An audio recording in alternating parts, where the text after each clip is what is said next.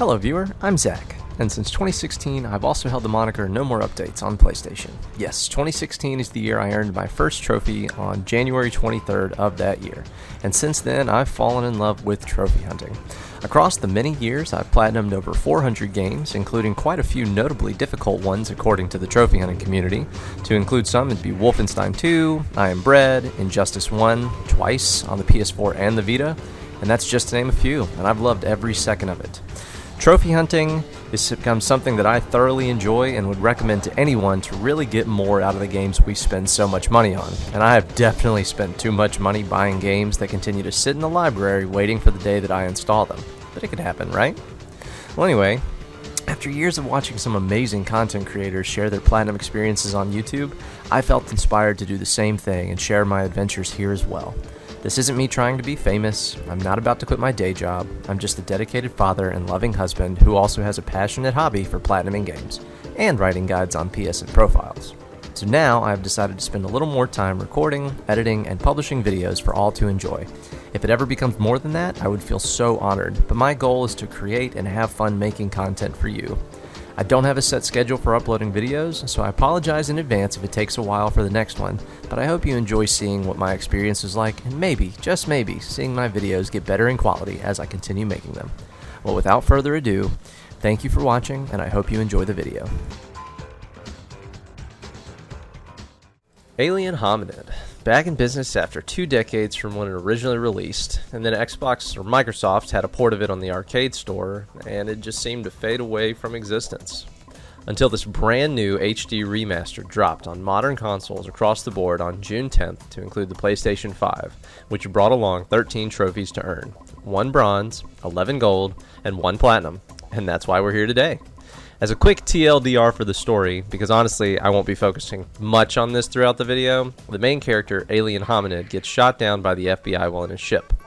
After crash landing in a non-specific urban part of the presumed United States, the FBI show up and take away your ship, leaving him for dead. To their dismay, he gets up, realizes the ship is gone, and now just goes out on a quest to retrieve it. And that's it. That's all the story this game has to offer. No side quest, no RPG elements, no NPC dialogue. There's actually not any dialogue in the game now that I recall. But on the gameplay side of the house, there's so much going on.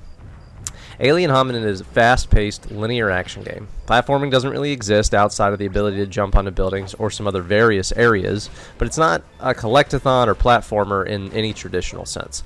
You'll spend most of the game decimating hundreds of enemies, and every level has at least a single boss fight at the end. Most of them have multiple. I'm looking at you, 3-4. But I'll get into the boss fights in a little bit. Let's talk about the trophy list. If you're familiar with playing the game on the Xbox 360, this list is the exact same as it was back then, only easier, which I'll cover where applicable. To start with, as I said before, there are 13 trophies in total if you include the plat, so 12 to earn before we obtain the platinum. Most of these will be obtained while playing through the story, with only 2 of them that have a requirement to delve into the minigame section. So let's just get into it. Starting off, there are 3 trophies for beating the game. These being Juvenile Alien for beating it on the easiest difficulty, Friendly, Adult Alien for beating it on the normal difficulty, Normal, and Expert Alien for beating it on the hardest difficulty, Insane, which for all intents and purposes actually just means beating the final level 3-5, but you need to unlock that level first by fully completing the game at least once, so I decided to just start off with the easiest difficulty, Friendly, as none of the trophies stack. Meaning I will have to beat the final stage on each difficulty regardless.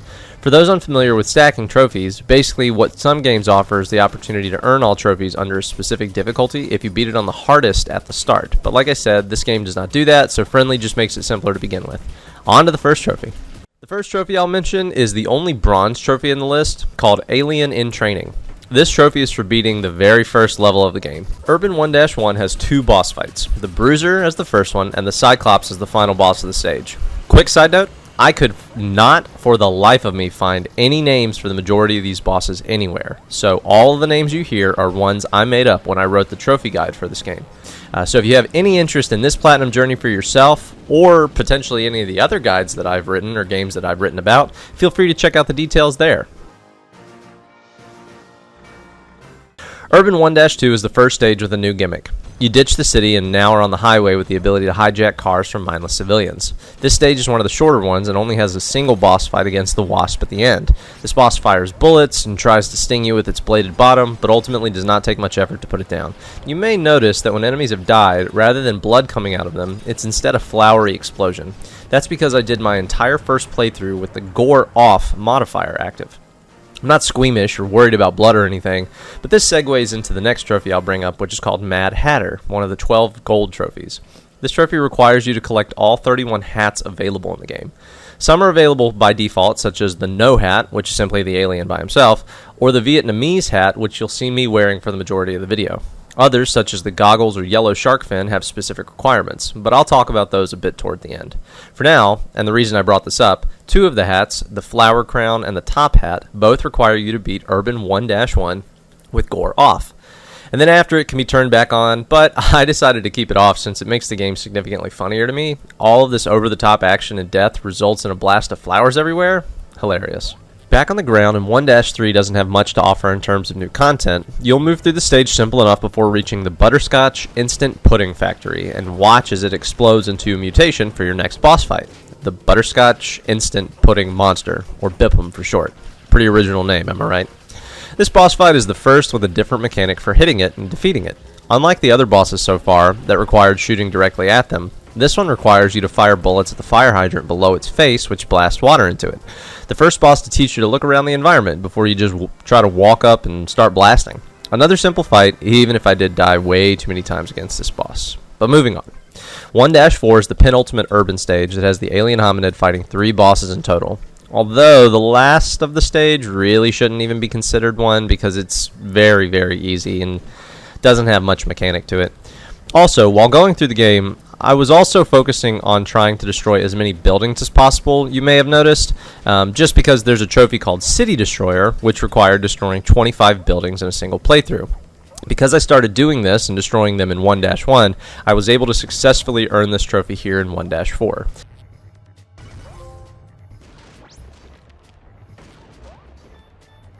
So, on to the bosses. The first is named the Chaser, as that really is all it does for the entire fight. This boss is basically the homeless person that just won't leave you alone and chases you relentlessly until they have you in their arms and starts tickling you. What? That only ever happened to me? Okay, moving on. Just jump to avoid the boss, let it get tired, and blast away until it goes down. The second boss of the stage is the real challenge, the FBI Mechabot. This behemoth has a cannon that constantly fires, 2 gigantic arms that try to grab and crush you. Not to mention, if you get too close, one will punch you back against the wall, which doesn't kill you, but it's still pretty annoying. It takes quite a few shots to the face before it goes down, if you can get close enough, but soon enough, it'll be another vanquished foe. The last boss of the stage is the Fireball Launcher, that, as the name suggests, launches fireballs from the opening on the top. At this point, the alien hominid has recovered his ship, for now, and you use this to grab fireballs from the launcher that when it shoots them and drop them back onto the fireball launcher itself. Do this a few times and the fireball launcher will be extinguished. With your ship back in your control, it's time to take the battle into outer space for the final level of the Urban Zone, 1-5. This is the first of only 2 levels that take place in space, and here you'll do a short survival section, taking out whatever enemies you happen across before you have to fight 2 fairly simple boss fights. The first boss, the shielded FBI alien killer, is just an FBI agent with 2 lame firing blasters surrounded in wimpy, easily destroyable shields. All you have to do for this fight is fire perpendicular to the boss straight away while holding down the fire button, and this agent will be killed in quick succession. The second boss of 1-5 is essentially the same thing, the top and bottom FBI Action Assaultatron, which has 2 cannons, like the prior, but this time no shields, so it's basically a wimpier fight than the prior one. Same strategies used here, just fly away from the boss while holding down fire, and its health will melt away shortly. And that's all of the urban stage. As you begin to fly away, the KGB pick you up on their radar, and they decide it's their turn to try to capture you. So once again, you get shot down and your ship is stolen by the KGB leader, Boris. Time to get back up, obliterate some Soviet scum, and get your ship back once again. Oh, and now we get to finally earn some more trophies. Here we are in Russia, level 2-1. And in this stage, this is where I earned one of the more annoying trophies of the game, called Head Chomper. This trophy requires you to jump, land on, and bite the head off of 10 enemies without touching the ground. Thankfully, this trophy was modified from the original Xbox version, in which you had to get 20 in a row, which is the first major difference from that list to this one. Now, the reason that this trophy is so notorious is because the enemy AI can't really be manipulated and sometimes just moves around too flippantly to make this a consistently easy trophy to earn. Also, the reason I used this level in specific was because when originally looking up tips and recommendations, this was the level recommended because of a section near the first sniper tower you come across, which basically, the idea that they wanted and presented is that you land on an enemy, you would run to the top of the hill where the tower was, and the second enemy that's on screen below wouldn't be able to shoot and kill the agent that you're mounted on top of. However, when I was practicing this method, I honestly just got bored waiting for the second KGB agent to move where I needed them to. So I pressed on and used a different section of the same level that had 3 agents roaming around, which ultimately worked out because it gave me more enemies to try and land on at a time. While it's true that the other agents can shoot you and kill the one you're currently riding, as long as you do not touch the ground, the kill count does not reset back to 0. Only once you touch the ground do you have to start the 10 kills over, which means more bodies on the screen equals more of an ability to land on one and make this trophy a bit easier. Eventually, I was successful and I did get the trophy with 10 in a row. And also, while working on this one, I got another trophy called Killing Spree for killing 1,000 enemies in a single playthrough of the story. Normally, you'd probably earn this towards the end of your campaign. However, because it took me so long to finally do this specific trophy, I was able to get it here at the start of the Russia section. With both of these trophies earned, I pressed on through the stage. 2-1 features 2 boss fights, the Soviet Frog and the Hammer and Sickle. Soviet Frog was easy enough. It shoots rockets from its back and tries to jump way up into the air and smash you when it lands back on the ground. Ultimately, not a super difficult boss fight, just requires you to fire at the head and take it out slowly. The Hammer and Sickle, the last boss of the stage, use its hammer to hit the sickle it holds into you and kill you. It follows you back and forth as you try to stay underneath it. You just fire upward and end up taking it out. Didn't really take too long. Both simple bosses, and they were taken out without much trouble. On to 2-2, which has our next available trophy. 2-2 starts off similarly, running through another snowy level until you eventually reach a captured Yeti.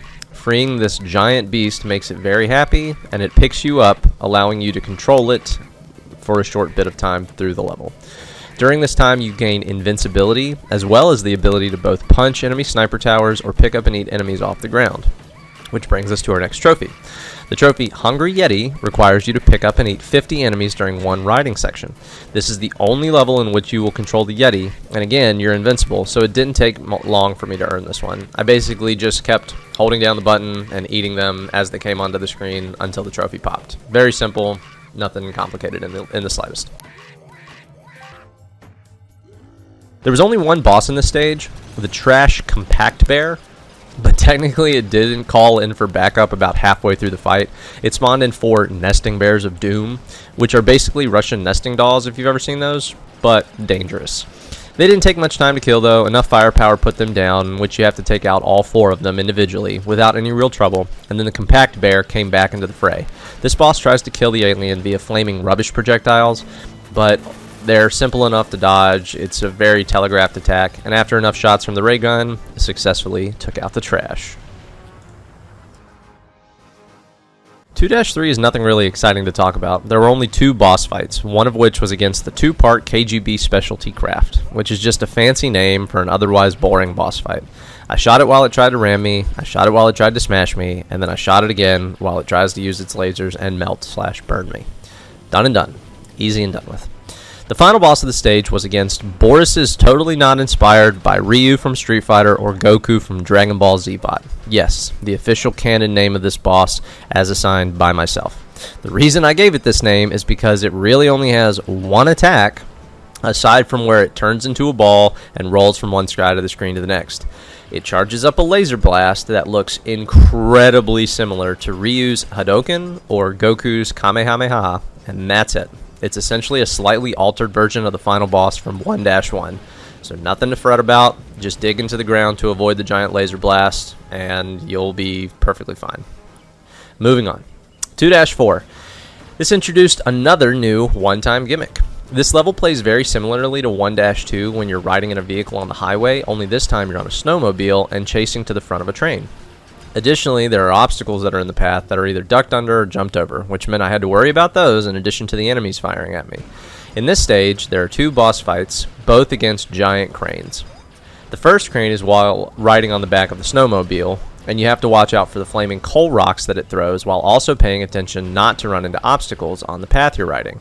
It can get a little hectic and complicated, but ultimately it doesn't take too much, and the coal rocks can be shot down. So after this, the alien hominid jumps onto the train and continues along to the next boss fight against yet another crane with an extended arm this time. But now, instead of it throwing coal at you, it just tries to grab and crush you with its claw. It's very easy to see when the attacks are coming. It basically claps its claw together, and then you know that it's about to extend and grab at you. I still died quite a few number of times, but I mean, look, it's an old janky game, and that's what I'm going to blame. It's definitely not a skill issue. After enough firepower, the crane blows up, and that ended the stage. Approaching the end of the Russia zone, I moved on to 2-5. Finally catching up with Boris, he awaited me at the top of the tower that I had to climb up to reach him. The tower was only annoying because it's an auto-scroller to the very top of it. While climbing, there are KGB agents that are constantly throwing barrels down the stairs, and there's also a giant satellite that was shooting a powerful laser wherever I was standing. It's simple enough to avoid, but obviously managing all 3 of these factors, the barrel, the laser, and the auto-scrolling, all trying to kill you, can be overwhelming when all at once are happening on the screen. Once you reach the top, though, Boris reveals himself to be in your spaceship and begins a rather unimpressive boss fight. Defeating him is as simple as shooting bullets up at him while he flies back and forth. The only difficult part of this fight is the fact that the satellite from before is still firing the entire time. So I had to balance my positioning to dodge the laser and the energy blast he fired from my ship. Without much trouble, I took him out and moved on to 2-6, the next and final level that takes place in my spaceship.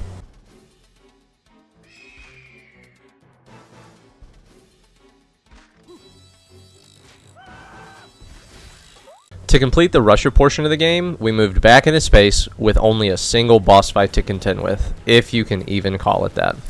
The bigger difference from 1-5 to 2-6, aside from the prior setting, though, is the inclusion of asteroids that also need to be avoided.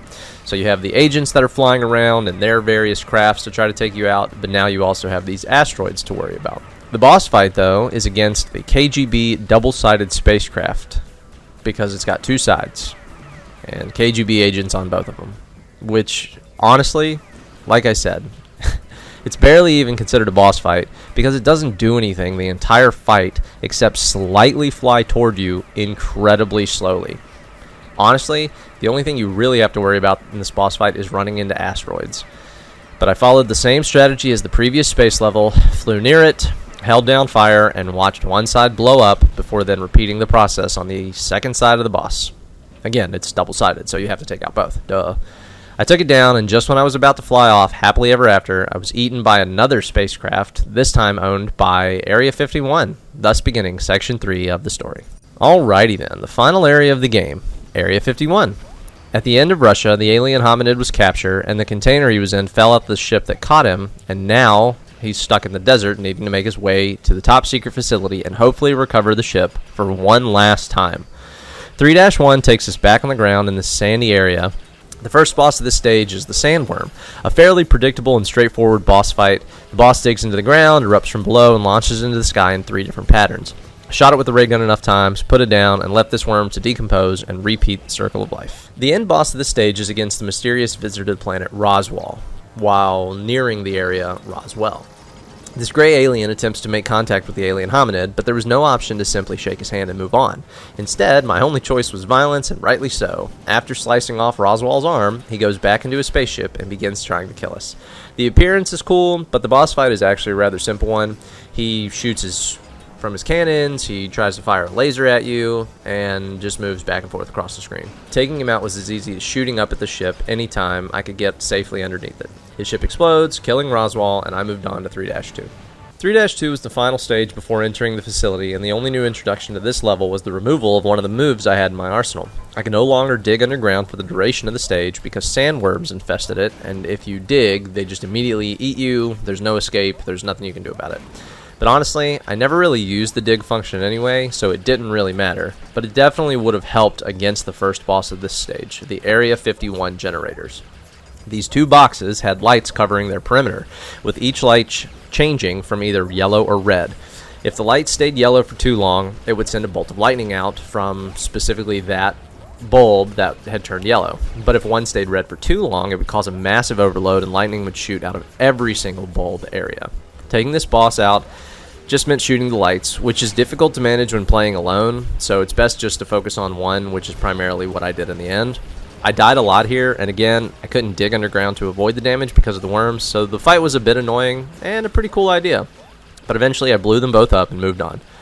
The Area 51 multi-purpose guard bot was next, and this boss had multiple ways it could be damaged, along with a plethora of attack methods to try and kill me.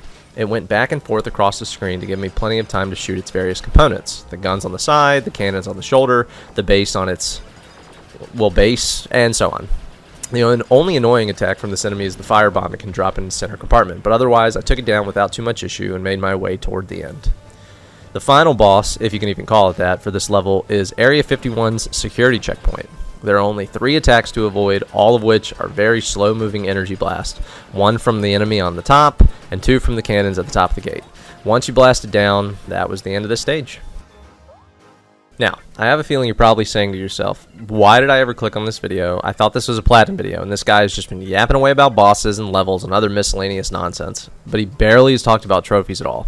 And that's honestly just because this game does not have any more trophies until we get to the end of it, since the miscellaneous story stuff has already been earned by now. But I'll try to hurry along to the end because the next 2 stages really just feel like they drag on.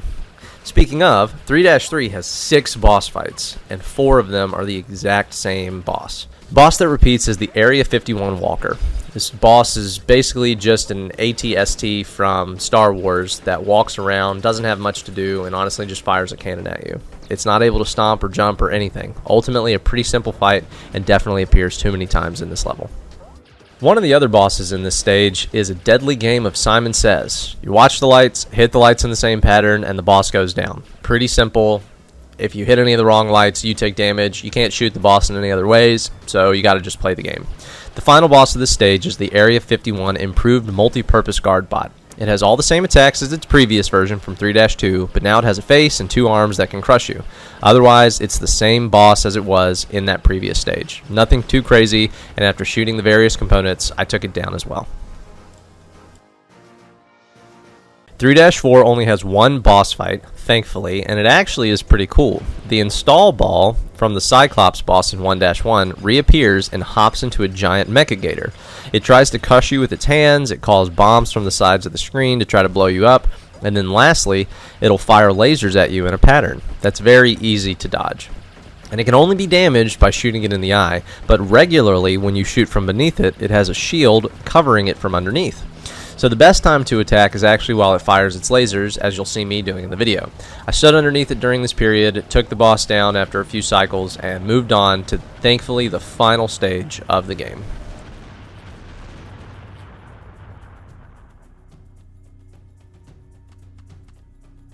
"3-5 is our final level of the game and only has a single boss fight that has 3 phases to it, so basically you're fighting it 3 times consecutively.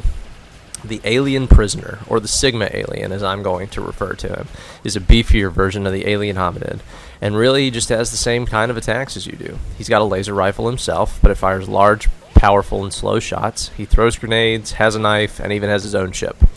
The first phase is really just about dodging around him while he moves back and forth and he tries to shoot at you.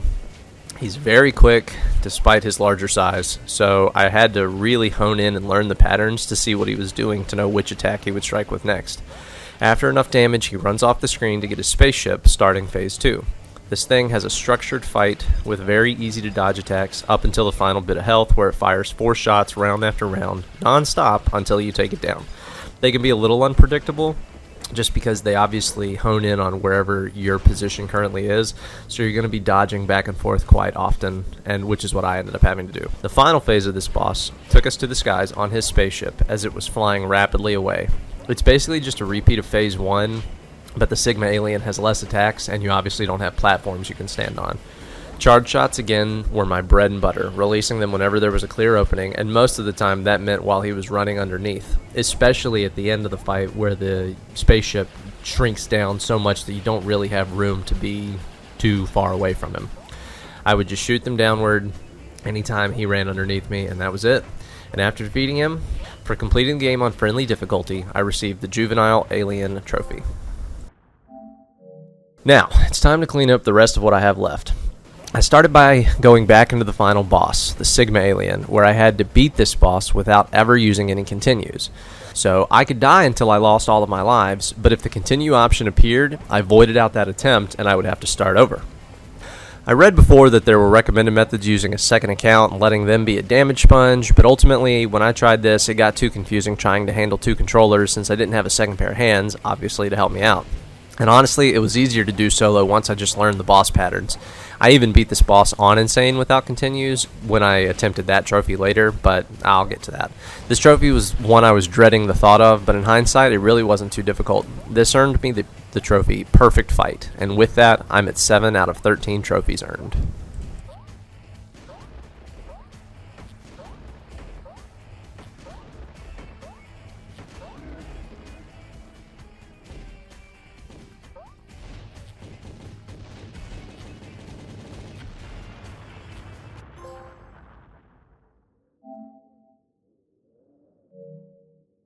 With all that out of the way, I could see the Platinum Trophy in the distance and knew I was getting close to my goal.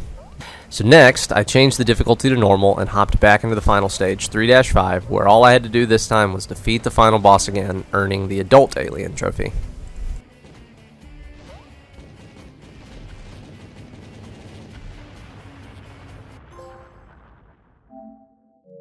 Before jumping in on the final difficulty, I wanted to knock out all the other stuff I had to do for a few other trophies and wanted the Insane boss fight to be my Platinum earner. So the next thing I did was head into the minigames section where I was going for 2 trophies, Survivalist and WMD. Survivalist was simple enough. All I had to do was select the Urban Challenge out of the 3 different challenges available, and the trophy would be earned for surviving 10 minutes without losing the challenge. It didn't have to be the Urban Challenge. You can use any of the 3. However, the Urban Challenge was the one that I would say was the easiest, only because there's very limited methods in which you take damage, and it's basically just a repeat of 1-2 from the main story where you're riding on the highway, only there's no boss fight at the end. It's basically just surviving for as long as you can. Well, I wasted a bunch of attempts because I didn't realize that surviving 10 minutes without losing the challenge meant that I could still actually die. It turns out you can and lose all your lives up to the point at which you hit the continue mark, but then once you hit that, that's where the challenge would end. So rather than pause and exit if something happened and I got killed, I just let it play out once I found this out and earned my trophy after the 10-minute mark passed. WMD is definitely the most annoying trophy of the bunch in this game, and one I'm very glad didn't take me hours to earn. This trophy asks you to play the minigame Super Soviet Missile Mastar and make it a total distance of 5,000 kilometers in a single game. It doesn't sound too bad when the only thing you have to do in the game is move up or down while traveling to the right side of the screen automatically. However, there are obstacles in your way. There are birds, planes, and helicopters that will randomly appear and wreck your stuff if you aren't careful. The planes are simple, they just fly straight at you. The helicopters make it difficult because they fly up in diagonal, causing you to have to be really precise. But the birds are the worst. These mother cluckers bounce up and down, and you do not have a lot of speed to control the rocket. So it's very easy to think that they're higher or lower than you expected and just blow you up prematurely. Thankfully, though, I did some reading and found out that you actually have 3 lives in this game you can use while playing. So even if you blow up early, you don't have to pause and start over. Once I found this out, it was much more helpful. Still not easy, though, because you can't predict what's coming at you. But the benefit is, even if you lose a life, the total traveled kilometers that you gained up to that point still saved, so you would just pick right back up from the total distance that you had gained so far. Well, eventually, after enough attempts, I finally had a solid run and ended this harrowing experience, earning the WMD trophy and moving back into the story levels. The last 2 trophies I had to earn before the Plat were Mad Hatter for collecting all 31 hats in the game and Expert Alien for beating the final boss on Insane difficulty. I knew that one of the hats was unlocked during that final boss fight while playing on Insane already, so I wanted my final fight to be the last thing that I did, which would earn both trophies at once and then subsequently the platinum. So with that in mind, I cleaned up the remaining hats that I needed to unlock, such as the yellow shark fin hat, which required me to die via suffocation before getting on the snowmobile in 2-4, which you likely wouldn't do normally, seeing as the snowmobile is at the very start of the level, and there wouldn't be any reason why you would even need to dig under the ground, let alone let yourself suffocate. But I knocked this out as well as the rest of the hats and moved on to the final boss fight. So just a quick interjection. After having discovered some new information, it turns out that something that I had mentioned earlier in the video is actually false. In no way, shape, or form do you need to play with the Gore Off modifier to unlock any of the hats. That was something that was in the original version of the game, and when I was reading it, obviously this game had just come out, so I didn't know that you didn't at this time. So ignore everything that I said about needing to play with Gore Off, and you're still going to be able to get the Mad Hatter trophy even if you leave Gore on the entire time. This boss fight wasn't really any more difficult than the previous ones. Sure, the boss moved a bit faster between attacks, but the only real difference is the fact that I had less lives per continue. However, as I said before, by the time I did this, I was well versed in all of the Sigma Aliens attacks from the Perfect Fight trophy that I ended up beating this boss without using any continues on this difficulty. And to unlock the final hat, I had to jump off the spaceship after Phase 3 once the boss was defeated while playing on Insane difficulty. So, I buckled down, focused, and I beat the boss. And as his corpse flew off the ship, I made the jump, earning both trophies: Expert Alien for simply defeating the boss on Insane, and Mad Hatter for unlocking all 31 hats. And last of all, the Platinum Trophy, sadly titled Platinum Trophy. And that was my experience with Alien Hominid. Honestly, it was really nice getting back into the nostalgic feeling from playing before. And this is entirely off script because I didn't write any of this down, unlike the other pages of stuff that I just read. So it was nice to be able to play it, and I'm thankful that I had this opportunity. Also, it seems as though Behemoth released a second game called Alien Invasion that I think has a lot more co-op focus to it. And that might be something that I end up looking into, but realistically, I was really only excited about this one just because, again, I played the game originally back on GameCube ages ago, and it was nice to be able to get back into that zone and kind of just really experience what it was all about again. I had a lot of fun. I'm very thankful that there were trophies to earn. I'm grateful to be able to have made this video for all of you to watch, and this is actually going to be my very first debuted trophy video on this account. And that's nervous and exciting. So thanks for sticking around.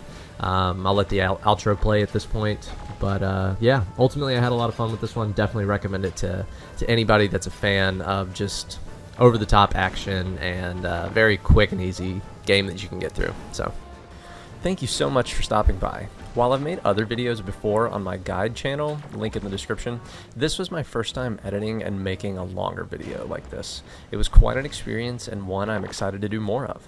Unfortunately, I'm not sure yet when I'll get the next video out, but I hope to have it ready to go within the next month or two. Either way, if you did enjoy the video, then liking and subscribing are much appreciated but not expected. And if you're feeling really adventurous, hit the bell icon so you'll be notified the next moment the upload happens. Stay classy, gamer, and I look forward to sharing my next experience with you.